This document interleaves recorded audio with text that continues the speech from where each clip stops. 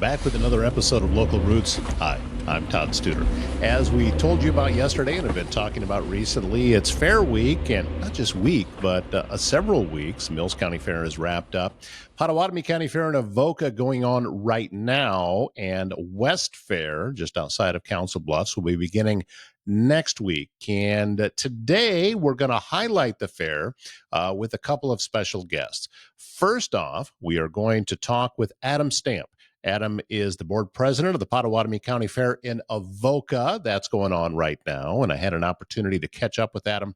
From the fair, he was actually at the fair when we did the interview, and we're going to bring you that. He'll talk about what's happening and some of the reasons why he is involved and just what it means to be able to have the Pottawattamie County Fair in Avoca. And also, we're going to talk about Westfair a little bit, and not so much about what's happening this year, not on this episode. What we're going to talk about is the capital campaign, because there's a fundraiser going on. It's a lot of exciting announcements coming very, very soon. And there's going to be renovations taking place at Westfair. So to find out more about that, we caught up with John Bracker. He's a board member of Westfair and also on the committee for Friends of Westfair. And he knows an awful lot about what's been going on with this capital campaign. And we're going to learn more about their plans, how things have been going, some of the donations that have already come in. This is a very informative and entertaining conversation. So John Bracker, Westfair, also coming up today.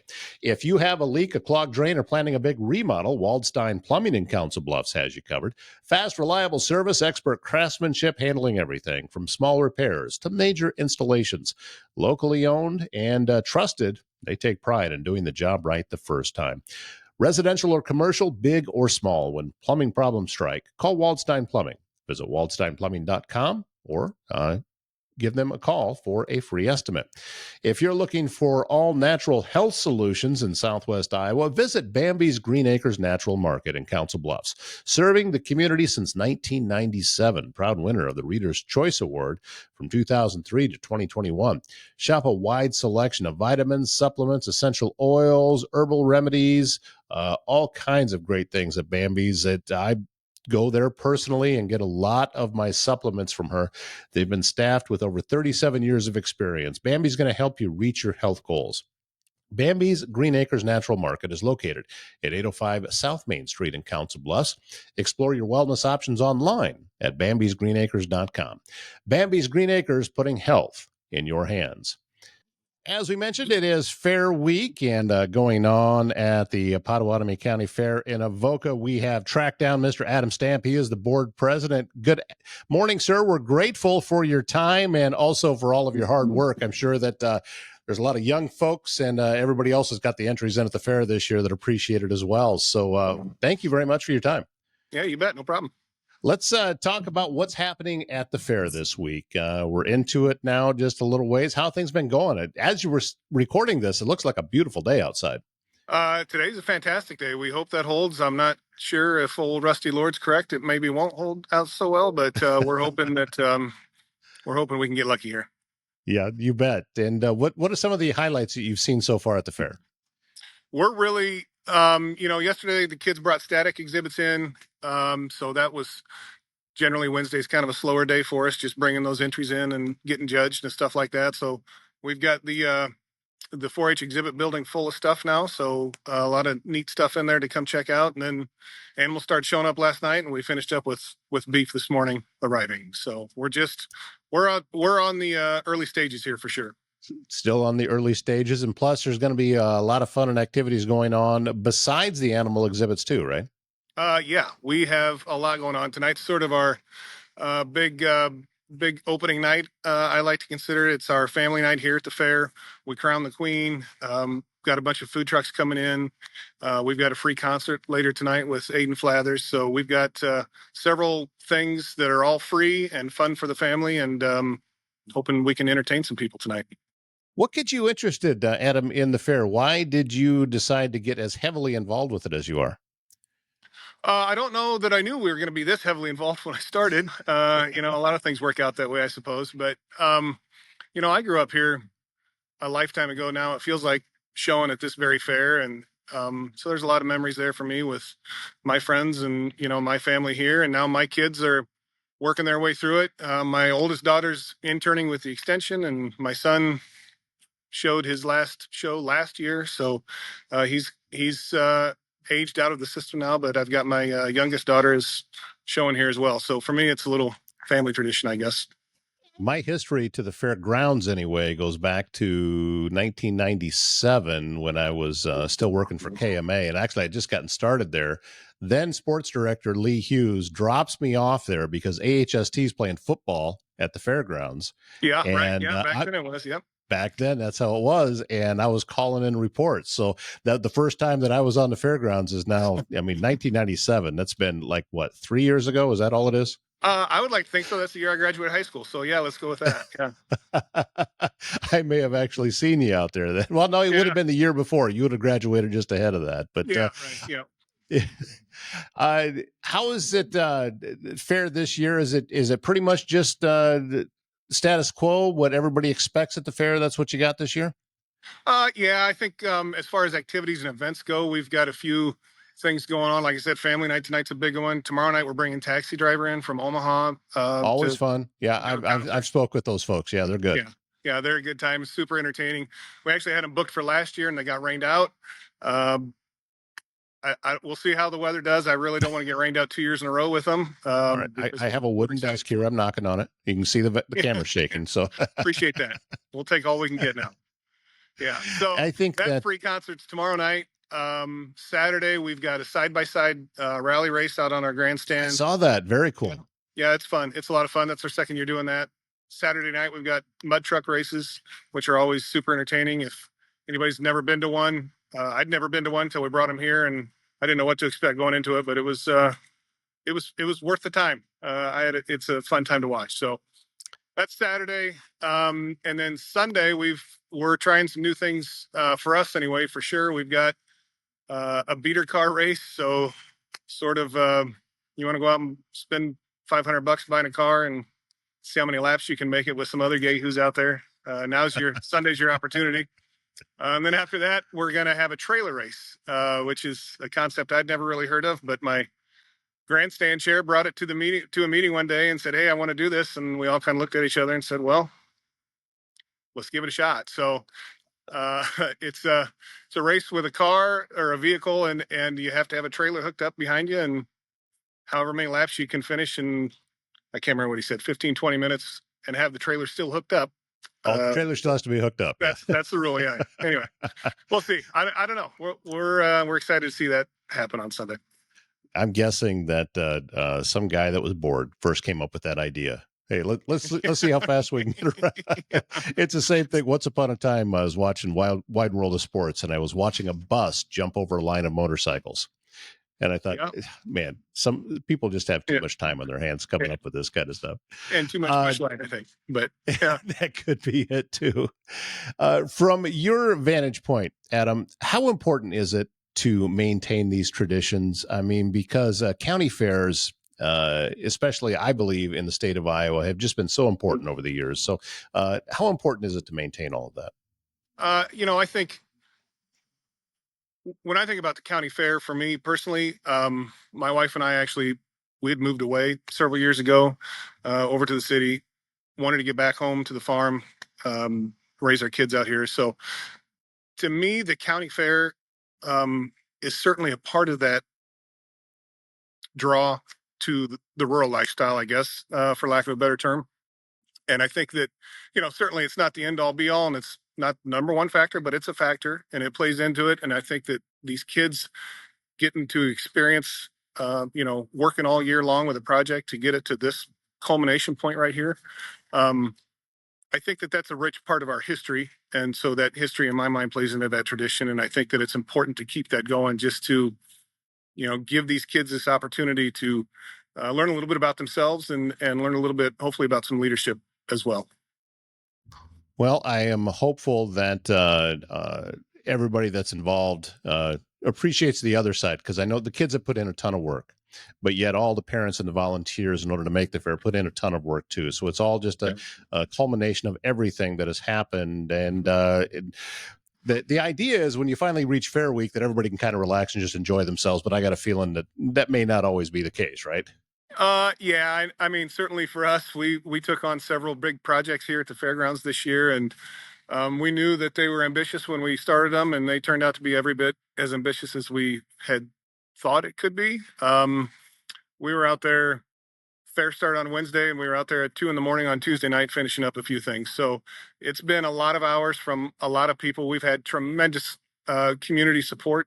Certainly not just in Avoca, but the entire county. I think it's done. It's been fantastic to see them coming together and helping us out with a project that we're all passionate about. And I really appreciate and respect everybody who's come out and helped us here, because it's certainly something we couldn't do by ourselves, and we need all the support we can get, and we're grateful for every bit of it. Well, thank you very much for all of the hard work that you're doing, and with you got a team behind you doing all of the same. So thank you so much for Fantastic team. everything. Yeah, and we're excited that the fair is back, and looking forward to having a great weekend. And we're gonna do our very best to keep the rain away. I appreciate that too. You bet. So that's what's happening in Avoca at the Pottawattamie County Fair this week. And that interview actually took place yesterday. So some of the things he was talking about when he said tonight actually happened last night.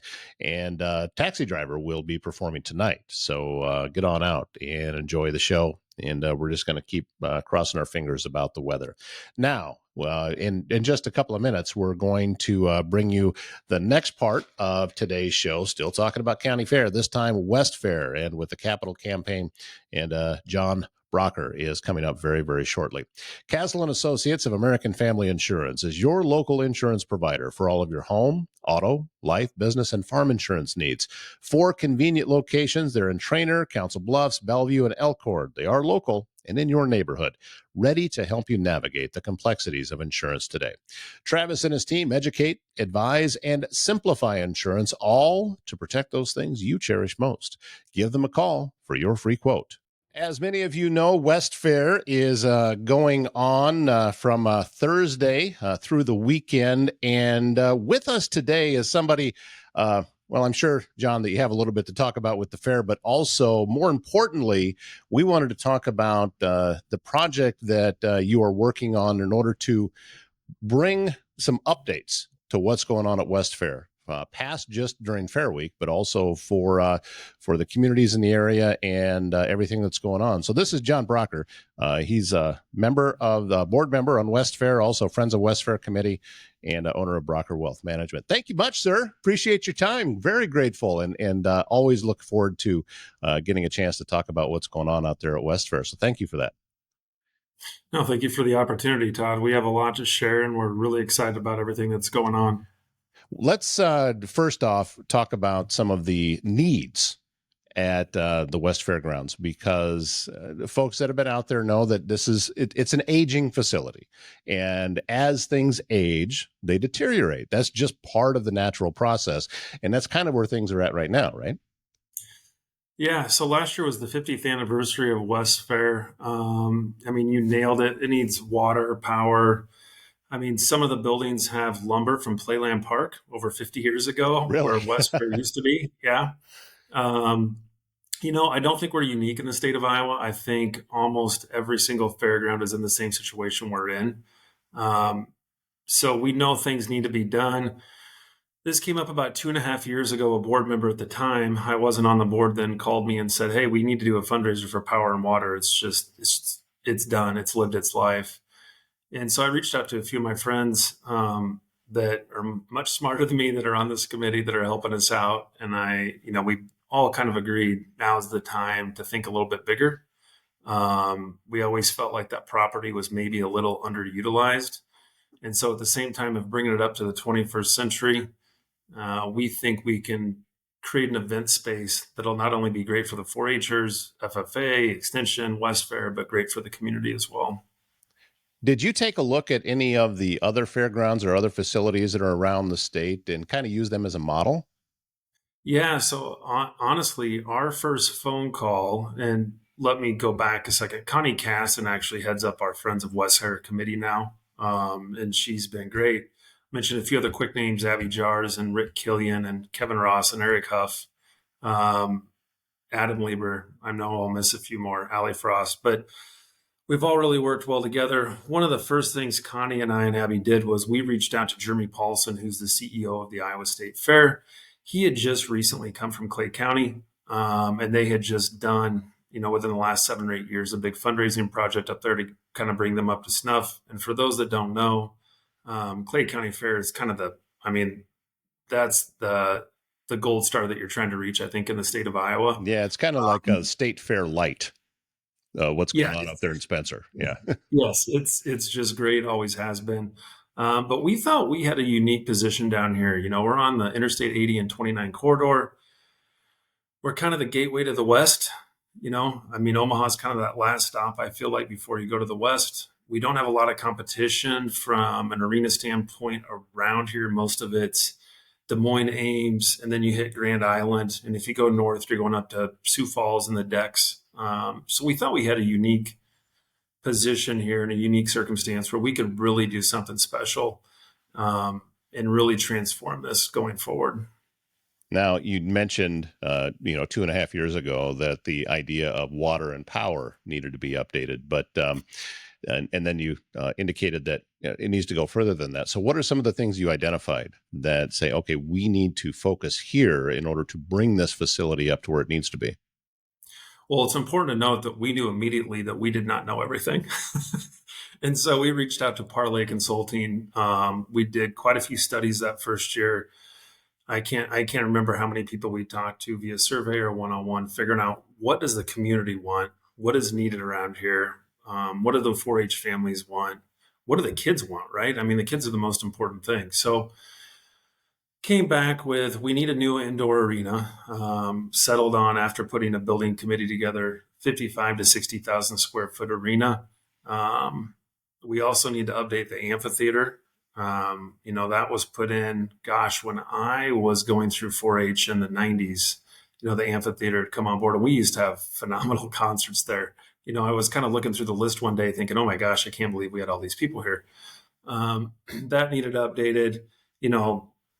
The bleachers on the outdoor arena are grandfathered in, just like almost probably every fair in the state of Iowa. We need to redo the outdoor arena. We need to get a camping area. That was probably one of the biggest surprises to me. I don't camp, but it seemed like I like to hike outdoors and then go back into the air conditioning.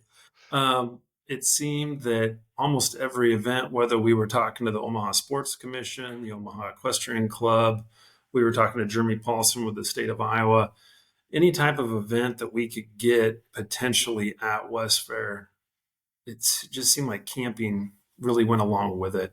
And so that's something that is in the later phases. Right now we're on phase 1, but we learned quite a bit. We want to update everything. Yeah, I can speak from the camping side. I know that because I do camp. And I also know I have a cousin that she and her family have gone to the Iowa State Fair with their campers every year for what's it been, over 30 years, probably, I think. And the family she married into probably even farther than that. It's something that families make a tradition out of. So if that facility was there, that would be really exciting.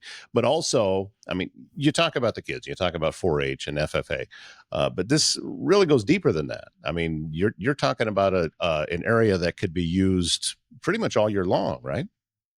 Correct. We want it to be utilized year round. So, I mean, I don't even know what layer to start in, but once we figured out what people wanted, what the community wanted, then we put together a building committee. Okay, what type of building do we need? How big does it have to be? Okay, that's great. Covers the needs. How do we make this thing cash flow? Right? You can't just spend all this money building something and then it doesn't operate or work. And that's when we started meeting with these different entities to figure out, okay, what type of events can we have here? How long are these events? How much do these events pay? What are specifications on the arena for these events? And then, we did the same thing with the amphitheater. One, we don't want to compete with Omaha on the amphitheater side.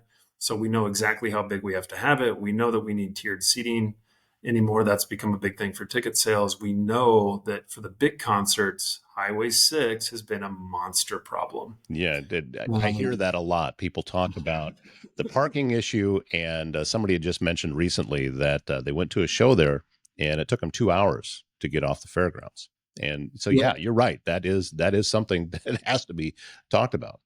And we've met with architects and engineers already about addressing that when that phase comes up. So that's probably a year away. But a year ago, we were meeting with them trying to figure out exactly, okay, here's what our plan is. What are we going to have to put in place when this thing comes around? We decided that some of those concerts that had 13, 14,000 people, that's too many. There is no way we can handle that. Right. And so we're at that 8 to 9,000 level going forward. Also, something that came up last year at the big concert that was backed up, we had, I think, close to 2,000 Uber drop-offs. Oh, And I talked to a state trooper that was working it, and he thought the biggest one in the state of Iowa, and probably kind of the norm going forward on what you're going to see from this younger generation. So having a good place to turn around, having a better flow of traffic. We have another entrance that's not used on Highway 6 yet. So we have plans in place, but again, that's a year away. But tell people not to worry. We heard them loud and clear about the traffic. that's something that I never even considered, that a lot of folks were coming in for Uber. So you got all of those Uber cars that are all trying to get on the property to pick people up at the same time people are leaving. That's a brand new problem that I'm guessing may have. I mean, it's a surprise to me. I'm wondering maybe if as you guys were talking about it, I said, oh, we hadn't thought about it like looking at it like that. That's a whole different issue. Yeah, that was one of those that kind of caught us off guard. Yeah, exactly. So obviously, all of these things take money. And from just kind of what you're alluding to here, a lot of money. And Mhm. that has to be a very long process. But from what I understand, you got a little bit of a kickstart, right? Yeah, we're doing great. The first people to give us money were the Pottawattamie County supervisors with $100,000, 100 to 125. I should have looked that up. So, this couldn't have got started without them. And then having Iowa West behind us really helps. Having Brenda Maywaring's leadership has been crucial. Iowa West came in at $2.5 million, and that really got the ball rolling on, okay, here we go. And so, we talked about it started 2.5 years ago. There's all these studies you have to do. Meeting after meeting after meeting for 2 years. And then we didn't start actually fundraising until last month. And we have some really big announcements that we're going to make next week at Fair that we can't really talk about now. Sure. But we have the response that we're seeing in just the last 30 days has been incredible, and we're really excited. Do you think part of that response is because of what you're talking about? And you said it at the beginning of this conversation. This type of thing doesn't really exist very close to us. You have to go pretty far out to be able to find something like this. So there is a definite need. Is that part of the reason that you're seeing the response that you are? I think, yeah, people know there's the need that are involved in Fair. They also, I think, can see the potential. And from an economic development standpoint, this makes a ton of sense.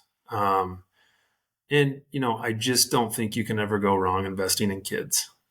And I think that's a main part of this. And it's not just a Westfair thing or a 4-H thing. This is going to be a community center that we can use for a lot of events to benefit a lot of kids and still drive economic development. And I think that's huge. And it resonates with a lot of people, especially donors. And not just that, but it also resonates with younger families. I mean, it's a big conversation around here that we are trying to grow the younger population because that has been shrinking in our area. And these are the types of amenities that families, younger families that are raising children want to see, okay, this is an option for us. We have this here. And that's the type of thing that can attract those people to the area. Correct.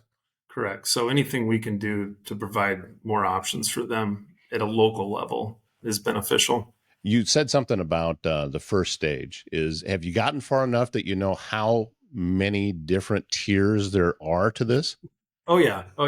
So there's going to be 3 phases. Phase 1 is the power and water in the outdoor arena. That's going to come in right around 12 million. So far we have announced 4.2, but we have, like I said, some other announcements coming next week. that phase one arena will have all the livestock shows in it. We'll be able to hold almost all of the animals from fair in there. We'll be able to have local cattle shows, smaller horse shows. We made sure that the arena is big enough that we have a 250 by 100 foot arena in there for rodeo down the road if that ever comes up. And then I'll have about bleachers that'll seat around 1,200 people. And then we'll have education rooms in there, conference rooms, offices. We're real excited for that. So that's the first tier and the first phase for everything that's going on. And would that be something that would be completed before you move on to the next? Is it going to graduate that way? I think, because I like to stay organized and I like timelines, I think this one's a little bit different because a lot of these nonprofits and a lot of these fundraisers rely on the funders. Mm-hmm. And so initially we're going to do power and water. We're going to start that over the winter, early spring, and have that done, plus the grading, have that done by next fair. And then our timeline is to start the arena after fair next year. So it'll be August, September of 26. But kind of the feedback we're getting from the foundations that we've been talking to in Council Bluffs and Omaha, they've been very generous. There's a pretty good chance, I would say, that the amphitheater goes on pretty darn close, if not simultaneously, with the arena to get that done. When you talk about applying to foundations, anymore it's all about economic development. I think 20 years ago, people would just give money to get a structure up. And then, oops, we forgot that we needed operating expenses. And so they kept going back and back and back. And those days are kind of long gone. So with the amphitheater, what that provides is the ability to track ticket sales by zip code, right? We can prove that we're bringing people to the area. We know how many people are coming from different counties, from different states. We know where they're coming from. And so by including that gives us a little bit leg up with some of these foundations and donors going forward. I would say that if you're talking about the amphitheater being able to handle the kind of numbers that you're talking about, you're still drawing some pretty good acts and some good shows that would be there. That doesn't make it a small kind of 1,500 to 2,000 thing. You're a real player in the area, and with what we have seen with the new facilities and the new places going in across the river, you can tell in the area there's a need for it. And they're filling up. They're getting top acts to come in there. And I took a look at the Astro, and I looked at the different acts that they had coming this year. And yeah, I think that it could really make this Council Bluffs a real player when it comes to the entertainment end of things. Yeah, that's true. And, one thing I think we can all be proud of living over here is in the Omaha Metro and in Southwest Iowa, it seems like when we do get things, we support it really well. Whether that's concerts, whether that's sports, whatever it is in the Omaha Metro area, Southwest Iowa, we tend to show up. And so I think that bodes well for us. And I agree. A lot of the acts you just mentioned too are indoor facilities. And I think we will just have a different vibe. And I think that's really attractive to a lot of people to come watch a show at. As you've gone through this process, I'm wondering about your frustration versus encouragement as you go through it, because it had to have been, I can imagine sitting in some of those rooms and realizing, oh, this is so much bigger than initially we had thought. So how has that gone for you as you've been through and starting to get to the point now where you're making some good announcements? Everybody for the most part has been pretty professional, but I'm not an idiot. I can read a room, right? I mean, there's been some times where I'm thinking, man, these people think I'm nuts. But we knew we had a good plan. The team we put together, everybody has a different skill set, and they're all really intelligent people. And I will say the team that we have, everybody has a part, and without each of them, we would be in trouble. And everybody's really done a good job stepping up to the plate and bringing their strengths in. So, yeah, we've taken a few black eyes on this deal, and it's probably not over yet. But with that being said, some of the people that maybe didn't think this was going to get done, have come up to us and, told us we're doing a good job. And the mood is starting to change a little bit to, oh my gosh, these people are going to get this done. And there's a lot more excitement now. Yeah, I know that. Well, and I was out at Fair 2 or 3 years ago. Crazy hot, as just like it always is at Fair. But and there was talk then about, okay, we need to get some updates done. But to see folks have been working on it and realizing a Band-Aid is not the answer. And to me, that's what I find encouraging. You're doing it the right way. And that's also one of the things that I really like about being in this area and living in Council Bluffs and in Southwest Iowa. When we do something, we do it right. And you take a look at some of the different areas around town in Council Bluffs. The improvements that have been done correctly. It hasn't been just slap a Band-Aid and move on. And that, to me, that I find that very encouraging that that's what you guys are doing. Yeah. It's also a generational thing where I think the generation before us, they took care of Fair the last 50 years, and it's kind of our turn. And with any change like that, we want to make some bold moves for the next generation and hopefully put them in a better situation than we are. And I 100% agree with you. Just slapping a Band-Aid on something and then you're in the same situation in 10 to 15 years that you're in today, that does nothing. So let's try to create something that not only is going to create economic development, be great for the kids, but should create enough economic development that hopefully another group doesn't have to go through what we're going through, and we can make it just a little bit easier for them. No, so with Fair going on now, that's about to start, as you said, on Thursday, is past the breakfast that's going to be done, where you're going to be making the announcements. Is there any other things that are going on to get the word out to people? That, because I know that the kids and the parents and everybody that are going to be at Fair this year are they're going to have real world examples of, boy, this is just going to be so much nicer when we don't have to deal with this. Mm-hmm. Yeah, so we have social media going on all over the place. I'm not in charge of that, but I know what's going on. I mean, we had an event last Saturday for the Queen contest that went really good. We had over 200 people at. So pretty much, every board in town we presented in front of, anybody we've come across, the committee and the board have done a good job of filling them in on what's going on. And I will say, there's been a lot of people we've been filling in behind the scenes for the last 2 years of where the progress is at, and they've been talking to people. So we're doing everything we can to tell everybody what we can right now. And we're really excited for next week to make some big announcements. So, is there any use of some of the current facilities out there that can be repurposed, or is it going to be turned to Etch-a-Sketch upside down and shake it and just start over again? I'm sure some people would have liked to turn it upside down and start everything from scratch, but no, we don't have unlimited funds. We actually have a budget. Right. So where the animals are at now, where the shows are at, the show ring, all that will be the big arena on the southeast side. Mm-hmm. The existing structures are up to 3 buildings. They're going to stay that way, and we're going to reskin them and take care of those buildings. The amphitheater, we're going to reskin as well. There's not too much that we're going to totally take out. We have to do new grading. Like I said, the water and electrical, that's going to be pretty expensive as well. And then we have a parking lot we're going to have to put in by the indoor arena, clearly to be used during winter months. So we're going to utilize what we can. I feel like we've done a pretty good job of saving what we can and repurposing what we can. Well, it's the history, as you said, 50 years that it's been here, and it's had some a wonderful life in the 50 years. But I think that when people first put it in 50 years ago, that might have been extending the life expectancy a little bit than maybe even what they had thought of. I agree. It's time, and it's been time for a while. And, the people we have together working on this committee and then the board support, I just think the timing's right. Well, I'm excited for everything that you're doing. I'm really looking forward to hearing about the announcements that are coming, and the fact that you have a plan in place to have part of this done by Fair next year. That's really encouraging, because I'm wondering how you're going to pull that off. But you've gotten all this pulled off already, so I have faith in it.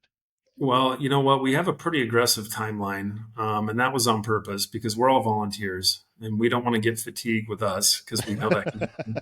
And we also don't want donor fatigue. So we need to see something being done, and we will in this next year. Yeah, that's true. When you got donors putting money into it, they want to see the results from that pretty quickly. And that's so again, approaching that the right way as well. Everything looks like it's just putting together the right way. So thank you very much for all of the hard work that you're doing. And thank you for taking a little bit of time to talk with the folks that follow this show. And I hope that we can continue to send out some updates anytime that you have them. Oh, thanks for having us, Todd. Yeah, I'd love to come back on and share any announcements we have and updates that we have going on. And hopefully I'll see you at Fair next week. Whether it is Westfair, whether the Pottawattamie County Fair in Avoca going on right now, or wherever you may be, get on out, support your local county fairs, and support the young people that have worked so hard all year long to be able to go and show at the fair, and wish them well. And see if we can't cheer them on to the State Fair coming up in Des Moines very, very soon. If you're looking for trendy, quality fashion in a rural community setting, welcome to Unique Boutique Iowa in Neola, your go-to for stylish women's clothing of all sizes, plus accessories and even some thoughtful gifts.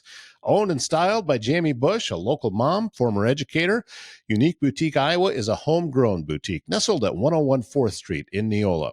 Shop new arrivals like floral tops, graphic tees, denim, even some statement pieces perfect for everyday wear or special occasions.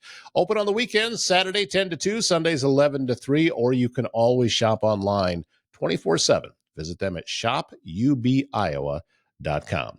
Thank you very much again to Adam Stamp and John Bracker for joining us on today's show. It's been a county fair kind of day, and I love these kind of things. I love these activities. So get on out, go to the fair, support local, and I look forward to seeing you back here on Monday morning. My name's Todd Studer. Have a great weekend.